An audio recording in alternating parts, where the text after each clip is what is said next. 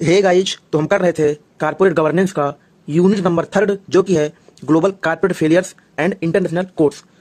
जिसमें हमने किया था introduction to corporate failures and governance, जिसमें इसकी मीनिंग देखी थी and significance and role of corporate governance in preventing failures देखा था। एंड मेजर कारपोरेट फेलियर्स में हमने किया था बीसीसीआई, मैक्सवेल, विवेंडी एंड वर्ल्डकॉम। तो आज हम शुरू कर रहे हैं एनरॉन कारपोरेशन। तो चलिए शुरू करते हैं। Enron corporation USA, a US energy and trading company dealing in electricity, gas and broadband.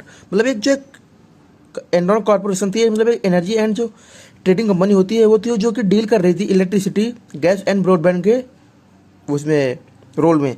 And famous for being innovative and fast growing in the late 90s। मतलब क्या, जो कि फेमस थी इनोवेशन के लिए एंड लेट 90s में fast growing के लिए। And used complex financial instrument to manage risk और सो इट सीम्ड। मतलब क्या, ये जो एक फाइनेंशियल जो इंस्ट्रूमेंट होते हैं कॉम्प्लेक्स लेवल पर यूज कर रहे थे, जिससे कि जो रिस्क उसको मैनेज किया जा सके, उसको सीम लेवल पर रिप्रेजेंट किया जा सके। एंड फिर हुआ क्या, created fake companies SPVs to hide depth from balance sheets. मतलब फेक कंपनी को क्रिएट किया जिससे कि जो एक डेप्थ का बैलेंस शीट का उसको हाइड कर सके। And used mark to market accounting to show future profit as current worth. इन्होंने जो मार्क टू मार्केट अकाउंटिंग का यूज करके इन्होंने जो फ्यूचर का प्रॉफिट जो शो हो रहा था उसको एज करेंट वन में शो किया। And top executive lied about the company real financial condition. And जो टॉप लेवल के जो एग्जीक्यूटिव थे उन्होंने कंपनी की जो रियल फाइनेंशियल जो कंडीशन थी उसके बारे में झूठ बोला। एंड फिर हुआ क्या, इसके इशू क्या हुए, billions of dollars in hidden depth were expose. मतलब क्या, जो बिलियंस ऑफ डॉलर के जो डेप्थ थे वो एक्सपोज हुए। And audit firm Arthur Andersen help cover up fraud. मतलब जो एक अर्थर एंडरसन थे उन्होंने मतलब ये जो फ्रॉड था उसको कवर किया फर्म को ऑडिट करके। And weak board and lack of independence check. And जो बोर्ड था वो वीक हुआ एंड जो इंडिपेंडेंस चेक थी वो भी लैक कर रही थी।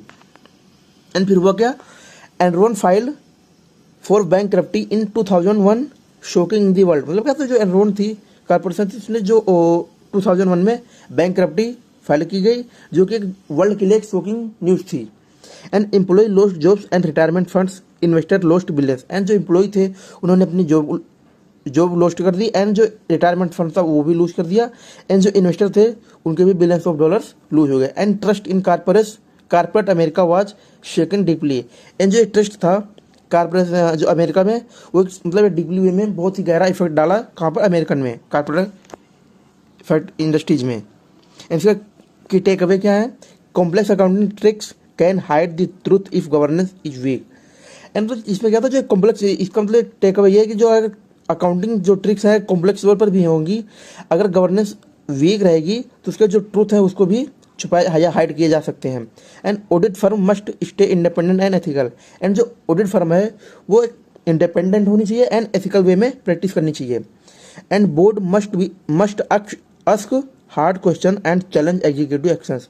एंड जो बोर्ड है उसको मतलब एक हार्ड लेवल के क्वेश्चन पूछने चाहिए किसके, एग्जीक्यूटिव से। एंड चैलेंजिंग जो एक्शन है एग्जीक्यूटिव के खिलाफ वो लेना चाहिए।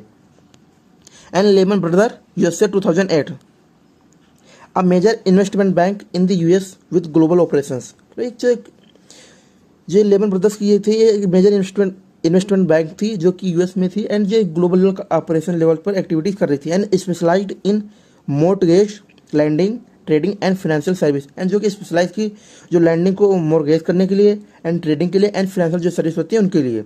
एंड की player in the US housing and financial markets. And इसका जो की प्लेयर था वो यूएस की जो हाउसिंग सिस्टम थे वो एंड जो फाइनेंशियल मार्केट था वो। एंड फिर हुआ क्या, invested heavily in the risky mortgage backed securities. मतलब इसमें जो एक हाई मतलब अमाउंट को इन्वेस्ट किया गया risky mortgage backed securities base पर। And used short term borrowing to fund long term risky assets. And जो शॉर्ट टर्म की जो बोरोइंग थी उनको लिया गया जिससे कि जो लॉन्ग टर्म के फंड को, जिससे कि जो लॉन्ग टर्म रिस्की एसेट्स है उनको फंड किया जा सके। एंड इग्नोर्ड द ग्रोइंग सब प्राइम मॉर्गेज क्राइसिस। एंड जो सब प्राइम जो मॉर्गेज जो क्राइसिस थे उनको ग्रो करने के लिए इनको इग्नोर किया गया जो कि प्रॉब्लम बाद में आई। एंड इशू फिर क्या हुए, company had high leverage and poor risk management. And company के पास जो लेवरेज था वो हाई हो गया एंड जो रिस्क मैनेजमेंट था वो धीरे धीरे पुअर होता चला गया। And executive ignored warning from analysed and internal reports.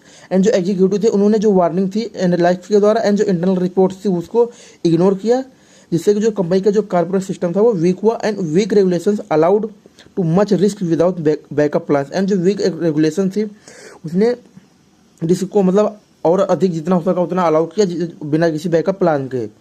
And फिर हुआ क्या, Lehman filed for bankruptcy in September 2008। And जो लेमन थी वो मतलब बैंकक्रप्टी फाइल की गई अब सितंबर 2008 में and triggered a global financial crisis affecting market world wide. And जिससे कि जो ग्लोबल फाइनेंशियल जो क्राइसिस था वो ट्रिगर हुई, जिससे जो एक वर्ल्ड वाइड जो फाइनेंशियल मार्केट होती है उसे भी अफेक्ट हुई। And millions lost jobs home and saving during the crash. And इसमें क्या जो मिलियंस ऑफ पीपल थे उन्होंने अपनी जॉब लूज की एंड होम से भी लूज किया एंड जो सेविंग थी क्रैश के दौरान उसे भी लूज कर दिया। एंड इसके की टेक अवे क्या है, financial stability must be prioritised over profit. इसमें मतलब क्या है, जो फाइनेंशियल जो स्टेबिलिटी है उसको पहले मतलब फर्स्ट क्लास होनी चाहिए प्रॉफिट के ऊपर। And risky investment need backup plans and better forecasting. And जो रिस्की इन्वेस्टमेंट है उसके लिए एक बेटर प्लान किया जाना चाहिए फ्यूचर के लिए। एंड जो फोरकास्टिंग है फ्यूचर के लिए वो एक बेटर एंड क्वालिटी फोरकास्टिंग होनी चाहिए। And global financial needs better regulation and corporation. And जो ग्लोबल लेवल का जो फाइनेंशियल कारपोरेशन है उसके लिए बेटर रेगुलेशन एंड जो कारपोरेशन सिस्टम है वो एक स्ट्रॉन्ग एंड स्टेबिलिटी होनी चाहिए उसमें कारपोरेशन में।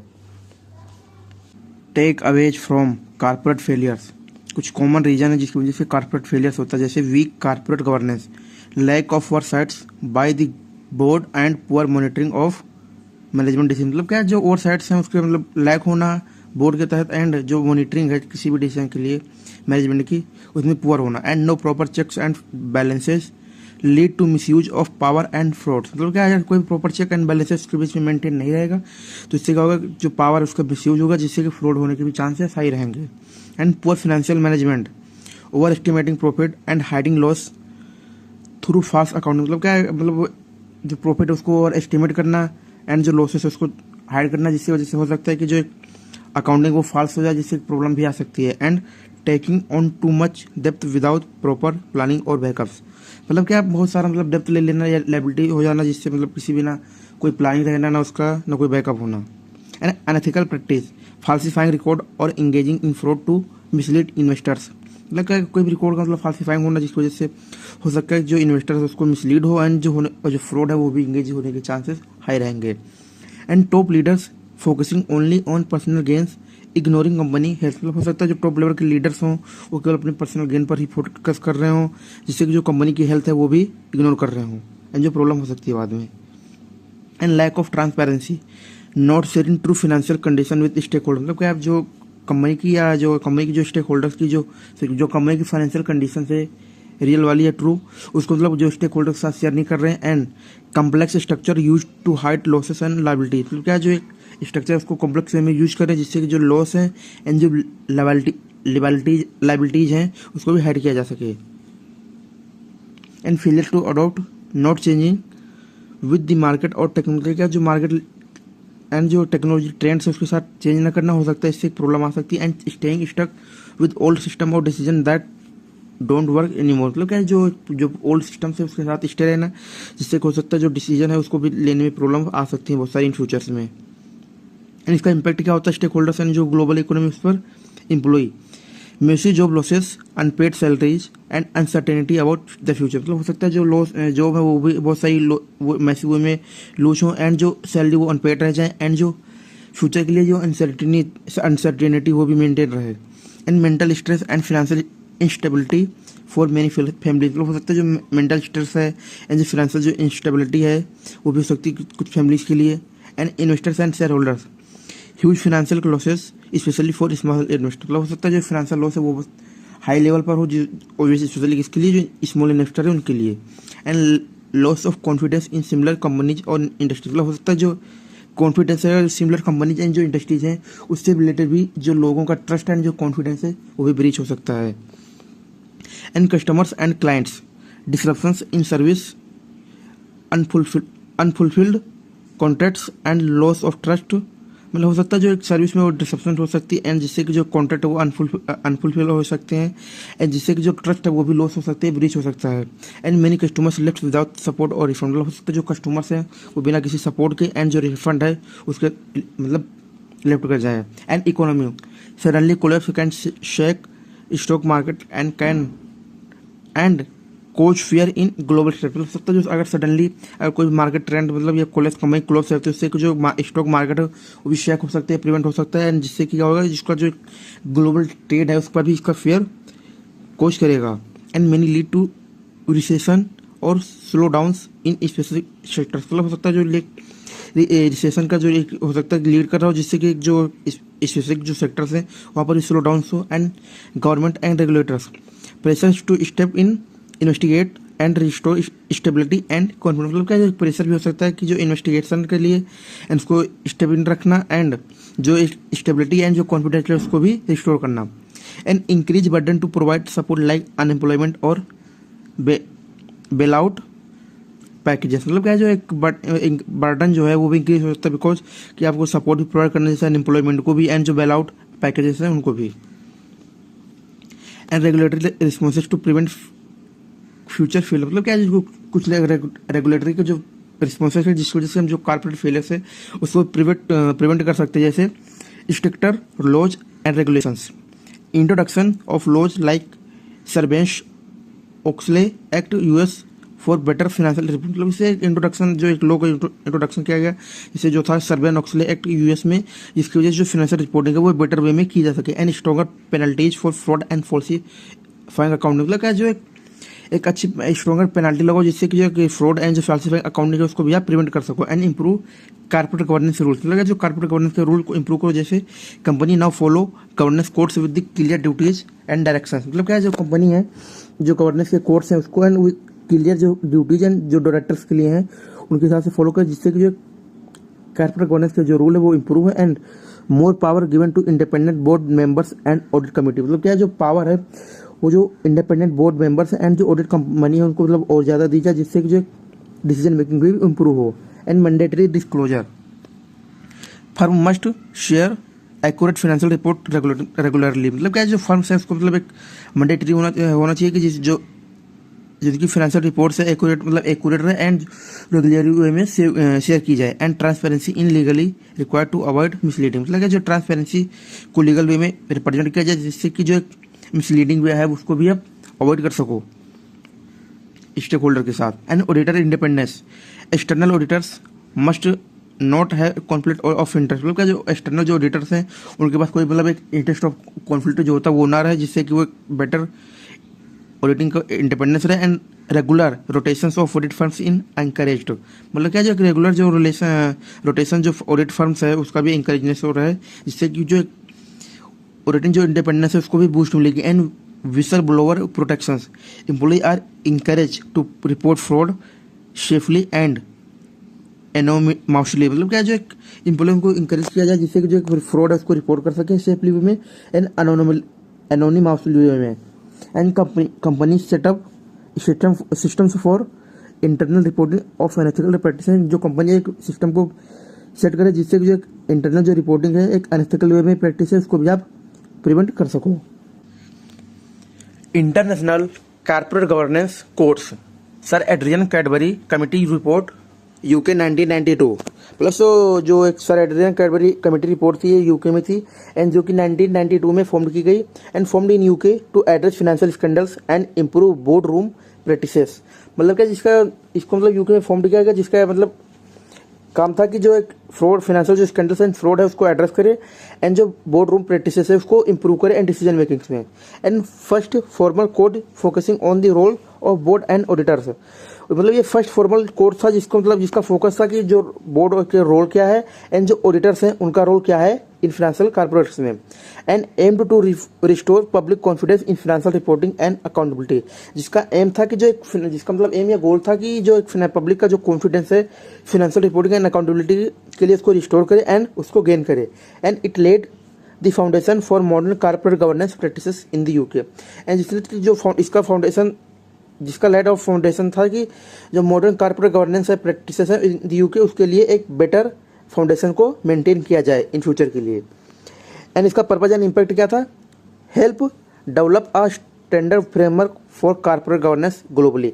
मतलब इसने हेल्प किया कि डेवलप किया जो स्टैंडर्ड ऑफ फ्रेमवर्क होता है उसको डेवलप किया जिससे कि कॉर्पोरेट गवर्नेंस है ग्लोबली उसके लिए काम किया जा सके। And improve investors trust bye enhancing board independence. And जो इन्वेस्टर था उसका जो ट्रस्ट का उसको इम्प्रूव किया, जिससे कि जो बोर्ड का जो इंडिपेंडेंस की उसको इनहेंस करते। And set the path of other governance code like combined courts. मतलब क्या इसने मतलब जो एक पथ था उसको सेट किया जैसे गवर्नेंस कोर्ट्स के लिए, जैसे कंबाइंड कोर्ट था उसके लिए। And reduce the chances of miss reporting and financial manipulation. And जो चांसेस से रिड्यूस मतलब जो मिस रिपोर्टिंग के एंड जो फाइनेंशियल मैनिपुलेशन के उसको रिड्यूस किया। And encourage a culture of ethical leadership in companies. And जो एक एथिकल लीडरशिप की कंपनीज में जो कल्चर होता है उसको इंकरेज किया एंड बूस्ट किया। एंड इसकी इंपॉर्टेंस क्या थी?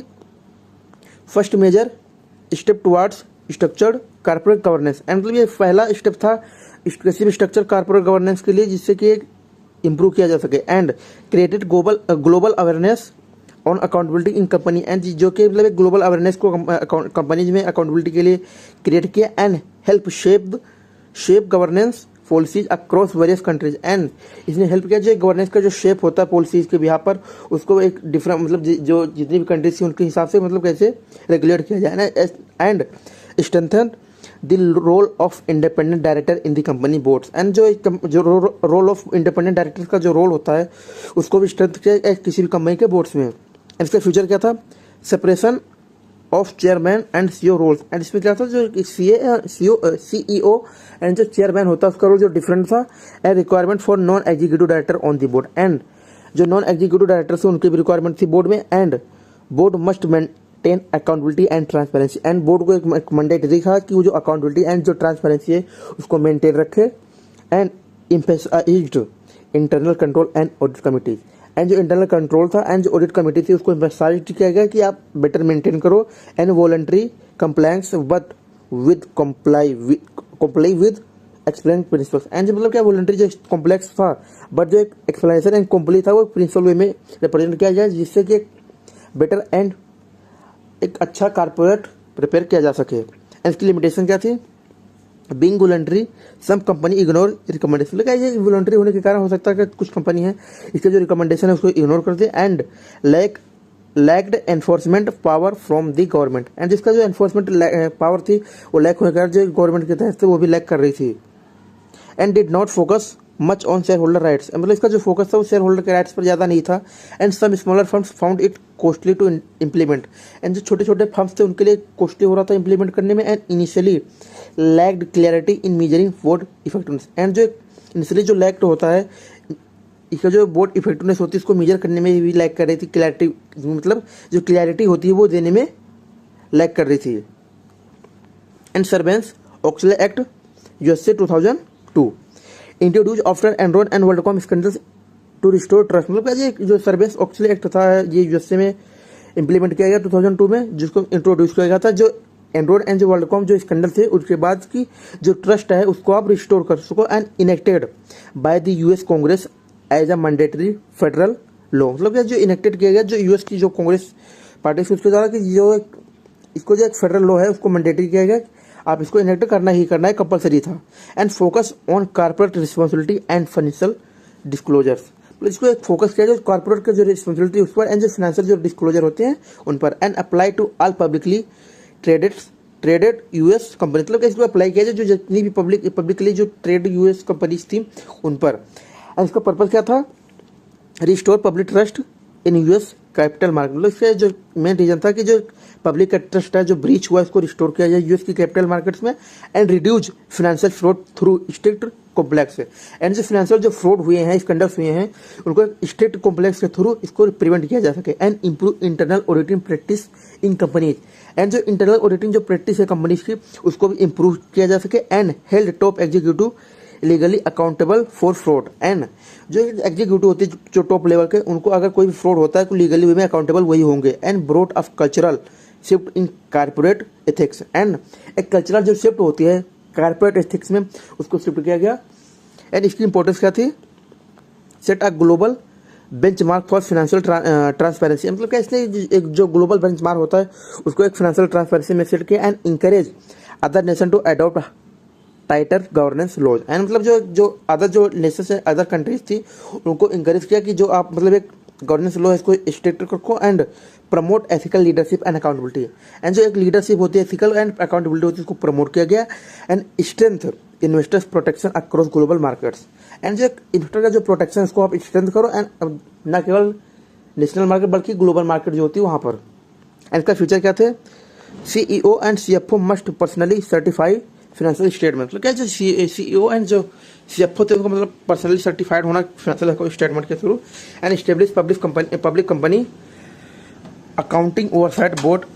मतलब क्या जो एस्टेब्लिश कंपनी थी उसको एस्टेब्लिश किया गया जिससे कि जो अकाउंटिंग ओवरसाइट से उसको बोर्ड की उसको आप एस्टेब्लिश कर सको। And require strong internal control systems. मतलब क्या जो इंटरनल जो कंट्रोल सिस्टम होता है उसको रिक्वायर किया गया जिससे कि आप इसको मेंटेन कर सको। And prohibits auditor conflict of interest. मतलब क्या जो ऑडिटर का जो कॉन्फ्लिक्ट ऑफ इंटरेस्ट है उसको आप प्रोहिबिट कर सको। And mandates whistle blower protection and harsher penalties. मतलब कि जो विसल ब्लोअर जो प्रोटेक्शन है उसको आप उसको मैंडेटरी किया गया। एंड जो हर्सर जो पेनल्टीज को उसको भी एक कंपलसरी वे में रिप्रेजेंट किया गया। And limitations, high complex cost specially for the smaller company. इसका जो कॉम्प्लेक्स कॉस्ट थी वो हाई होने के कारण बेसिकली ज़्यादा इफेक्ट जो स्मॉल कंपनी होती है उस पर ज़्यादा डाली थी। And some so it too rigid and bureaucratic. मतलब क्या था जो ये मतलब देखा गया कि ये रिजिड हो रही थी एंड जो एक ब्यूरोक्रेटिक ज़्यादा वे में। And implementation was initially time consuming. मतलब इसका जो इम्प्लीमेंटेशन था वो टाइम कंज्यूमिंग में फोकस था। And focus more on control less on corporate behaviour. मतलब इसका जो फोकस था वो कंट्रोलिंग पावर ऑफ जो कंट्रोल होती है वहाँ पर था, ना कि कॉर्पोरेट का जो बिहेवियर होता है वहाँ पर। And didn't address long term governance sustainability. And इसका जो फोकस था वो लॉन्ग टर्म जो गवर्नेंस सस्टेनेबिलिटी होती है उस पर फोकस इसका नहीं था। OECD principles of corporate governance published by organisation for economic corporation and development. मतलब जो एक OECD प्रिंसिपल से मतलब एक ऑर्गेनाइजेशन फॉर इकोनॉमिक जो कॉर्पोरेशन एंड जो डेवलपमेंट होती है इसके द्वारा पब्लिश किए गए। एंड इसका एम था aimed at helping agreement design effectiveness corporate governance framework. मतलब इसका एम था कि जो एक गवर्नमेंट है उसको हेल्प करे जिससे कि इफेक्टिव कॉर्पोरेट गवर्नेंस है उसको जो फ्रेमवर्क है उसको डिजाइन करके। And widely accepted by over 30 country including G20 Nations. मतलब इसका जो एक वाइडली जो एक्सेप्टेंस था उसका जो मतलब वो 30 कंट्री था। एंड इसमें भी जो G20 के जो नेशंस होते वो भी इंक्लूड थे। And first launched in 99 revised in 2004 and 2015। मतलब इसका जो फर्स्ट लॉन्चिंग थी वो 1999 में थी एंड जो कि 2004 में रिवाइज की गई। उसके बाद जो 2015 था उसमें भी रिवाइज की गई। एंड इसका पर्पज एंड इम्पैक्ट क्या था, created a global standard for governance in both developed and developing country. मतलब क्या जो एक जो स्टैंडर्ड था उसने ग्लोबली वे में क्रिएट किया गवर्नेंस के लिए, ना केवल डेवलप कंट्री बल्कि जो एक डेवलपिंग कंट्री थी उनके लिए भी। And influenced corporate law reform in many countries. And जो कॉर्पोरेट लॉ था उसको रिफॉर्म करने में एक इन्फ्लुएंस किया जिस मेनी कंट्रीज में। And help improve investors confidence and market stability. And जो इन्वेस्टर का जो कॉन्फिडेंस का उसको इंप्रूव किया जिससे कि जो मार्केट स्टेबिलिटी है वो भी इंप्रूव हुई। And encourage company to more transparent and fair. मतलब क्या जो कंपनीज थी उनके लिए मतलब एक बूस्ट मिली कि जो मतलब और ट्रांसपेरेंट एंड फेयरनेस रह सके। And supported sustainable and long term business strategy. And क्या था जो सस्टेनेबल जो डेवलपमेंट होता है उसके लिए भी सपोर्ट किया गया एंड जिससे कि जो बिजनेस स्ट्रेटेजी है लॉन्ग टर्म के लिए वो भी मेंटेन रहे। एंड इसकी इंपॉर्टेंस क्या थी, highly respected and globally adopted governance framework. मतलब क्या जो ये था OECD ये मतलब एक तो रिस्पेक्टेड था एंड जो ग्लोबली अडॉप्टेड मतलब गवर्नेंस जो फ्रेमवर्क होता है मतलब ग्लोबली वे में अडॉप्ट किया गया था। And balances interest of share holders board and stake holder. मतलब क्या जो इंटरेस्ट होता है शेयर होल्डर का बोर्ड का एंड स्टेक होल्डर का वो बैलेंस था। And used by policy makers to guide national regulatory reforms. And जिसका जो यूज किया था वो पॉलिसी जो मेकर्स होते हैं उनके द्वारा जिससे कि जो नेशनल रेगुलेटरी जो रिफॉर्म्स होती है उसको भी गाइड किया जा सके। And enhance corporate accountability and long term success. And जिससे कि जो कॉर्पोरेट जो अकाउंटेबिलिटी उसको इनहेंस किया गया जिससे कि जो लॉन्ग टर्म सक्सेस है वो भी हो सके। एंड इसका फोकस क्या फीचर क्या है, focus on share holder rights and equitable treatment. मतलब इसमें जो फोकस था वो शेयर होल्डर के राइट्स पर था कि उनका जो ट्रीटमेंट है वो इक्वली वे में हो सके। And guidelines for board responsibility and performance. And जो इसकी गाइडलाइंस थी वो बोर्ड एंड जो रिस्पॉन्सिबिलिटी थी उनके लिए एंड जो परफॉर्मेंस की वो इंप्रूव की जा सके। And emphasis on transparency and timely disclosure. मतलब जो एक इसका जो मेन जो एम्फेसाइज था उसका जो फोकस जो मतलब था कि जो ट्रांसपेरेंसी है वो एंड जो डिस्क्लोजर है वो मतलब टाइमली वे में रहे एंड जो ट्रांसपेरेंसी वो भी मेंटेन रहे स्टेक होल्डर एंड कंपनी के बीच में। And encourage institutional investors role in governance, मतलब इसने जो इंस्टीट्यूशनल के जो इन्वेस्टर्स होते हैं उनका रोल को इंकरेज किया है गवर्नेंस में, and promote stake holder participation and ethical practice, and जो स्टेक होल्डर के जो पार्टिसिपेशन है उसको प्रमोट किया, जिससे जो प्रैक्टिस है वो एथिकल वे में रिप्रेजेंट हुई। एंड इसकी लिमिटेशन क्या है? It's a set of guidelines not a law, no enforcement power, मतलब जिसकी जो इसका जो सेटअप था एक गाइडलाइंस था, ना मतलब कोई लॉ था एंड ना कोई एनफोर्समेंट पावर थी। And implementation varies across country and firms, मतलब जो इम्प्लीमेंटेशन का मतलब डिफरेंट, मतलब जो अक्रॉस कंट्रीज एंड जो फर्म्स वहाँ पर हो रहा था। And some principles are broad and open to interpretation, मतलब क्या जिसमें कुछ प्रिंसिपल्स थे, मतलब एक तो बहुत बड़े होने के कारण एंड जिसका इंटरप्रिटेशन था वो ओपन हो रहा, मतलब वो में था। And not suited for every countries is legal system, तो क्या ये जो लीगल सिस्टम कंट्रीज के होते हैं उनमें से सभी कंट्रीज के जो लीगल सिस्टम होते हैं उसमें सूट करने मतलब स्टेबल नहीं था। And need strong local adoption to be effective, मतलब इसके लिए मतलब क्या था कि लोकल जो अडोप्शन होती है वो इफेक्टिव चाहिए थी, बट कहीं कोई भी कंट्री की जो अडोप्शन अगर वो इफेक्टिव नहीं थी लोकल तो उसमें प्रॉब्लम आ सकती है थी।